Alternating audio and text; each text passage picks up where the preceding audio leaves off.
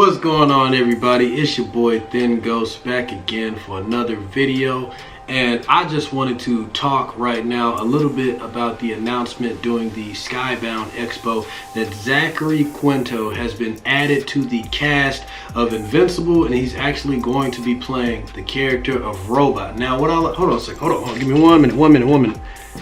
The thing that I love, I left the TV on and the game was still kind of in the background. But the thing that I really love about this casting choice, and I'm going to make another video talking about everybody that was announced and who they're going to be playing and all that stuff. But I really just wanted to make a few separate videos focusing on characters that I think are just perfect for the role.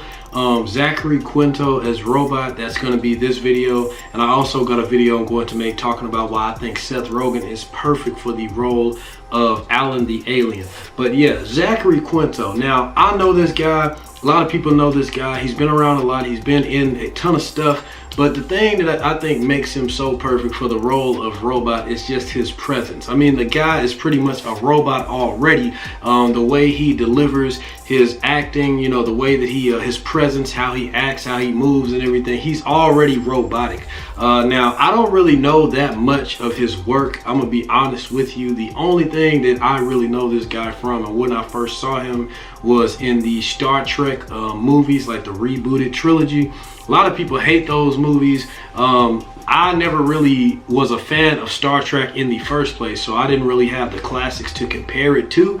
I haven't really seen an episode of the older Star Trek at all. I tried watching it once on Netflix, and I did like what I saw. I liked the campiness, I liked the old schoolness of it, but I don't know. It wasn't that it was boring. It's just every time I watched it, I always ended up falling asleep. So, you know what I'm saying? It's nothing against that. I really do want to sink my teeth into the older Star Trek one of these days. But Zachary Quinto, he played the character of Spock in the newer Star Trek trilogy directed by J.J. Abrams. Now, like it or hate the series, you know, the newer Star Trek movies, I say that Zachary Quinto was probably one of the best things about that movie. You know, whether you liked what the films did with the mythos or the world of Star Trek, or if it was accurate or not, like I said, love it or hate it, most people hate it. But the thing that I really liked about that movie, if anything, was Spock. And Zachary Quinto, his performance as Spock. I'm not, you know, the hugest fan of Star Trek, like I said, but I know how Spock acted back in the older show, and I know like he did his best to try to recreate that for these movies. He was very stoic, very robotic, very literal, because that's how the Vulcan are, the alien race that Spock is from. The Vulcan, they're a very literal, very straightforward, serious, stoic race, and Zachary Quinto, he played that to a T. Like in all the Star Trek movies, he just had that laser focus, that dead stare. He was very serious, very focused all the time, and his presence and his, you know, the way he delivered his lines and everything was very robotic. And now he's literally going to be playing a character called Robot in Invincible. Now, the character of Robot in Invincible, he's literally a robot. Like, the cool thing about Robot, man, is that he has a lot of layers to him despite being who he is. He's easily probably one of the most complex characters and probably one of the most important characters in the entire story of Invincible. And if Zachary Quinto didn't have a role to really make him noticed or really like make him a household name in anything, which he probably is kind of already, I don't know, depending on how you look at him, this role right here is probably going to be his best role and maybe even his most recognized role. I believe he was in American Horror Story too. I'm not sure, but I know he was in that vampire series Nosferatu on AMC. I know he was in that one as well. I didn't watch it, but I know he was in there.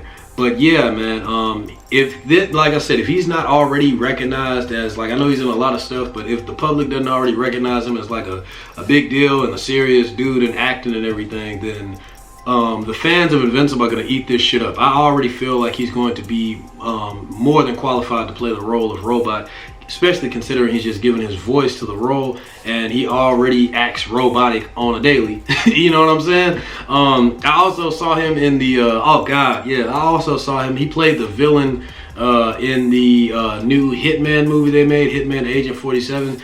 That movie was so stupid. It wasn't bad in my opinion, but as a Hitman movie, it was terrible. But it's just like it's so bad that it's good. Like you cannot watch that movie and not have a good time. You know what I'm saying? But I don't want to get sidetracked. But yeah, in that movie, he kind of acted the same way, but he was a little bit more turned up in that movie. He had a lot more action and stuff going on. But it didn't really fit in that. I didn't really see him being in that movie. I thought it was weird him being in that movie. Like he a little better than that. You know what I'm saying? So it's good to see he back on track, and his agent was able to land him with this role because Robot, like I said, that's going to be his best thing yet. The character of Robot, spoiler alert for the story of Invincible, what makes him so cool as a character is that, like I said, he has so many layers. He's in Invincible starting at the beginning with the teen team. He's the leader of the teen team consisting of him, Rexplode, Adam Eve, and Duplicate. And you see how he evolves. Even though he's a robot, you see how he evolves. You see how he learns more and more about humans in general. You know, he's very like what you call it, emotionally distant. Like he does have emotions, you can tell, but at the same time he has it at like the most base level. He always brings logic to everything, so much so to the point where his emotions don't really factor into anything, which makes him seem kind of heartless in a lot of situations. But for the better part of the series, he is a good guy. He is a hero. He is very smart, and he's absolutely like he's like one of the main key factors in the world of Invincible with the Guardians of the Globe. When the Guardians of the Globe get wiped out by Omni-Man in the beginning of the series, he is selected to be the new leader of the Guardians of the Globe, and he handpicks a new team that he leads alongside the Immortal. And yeah, it's just really cool, man. And also we have another thing, man. Now Carl Patton, the guy who played Ezekiel, and he also does the voice of Cyborg in Teen Titans, he's going to be doing the voice of Black Samson. Black Samson is another major character in the Guardians of the Globe. Now he has a lot of lines, fight scenes and stuff like that. He's always around in Invincible, but I can't really think of any moments where he just steals the spotlight and he's just huge in the series. But I feel like they're really going to change that with the show. I'm really looking forward to seeing what Carl Patton brings to the role, because the guy is a voice acting legend. I mean, the guy's fucking Cyborg, bro. Like, so I can't wait to see what he brings to Black Samson. I feel like I'm going to like him way more in the show than I do in the comic book, because in the comic book you can barely even notice him really, but he's still always there, and when he does stuff, it is pretty cool.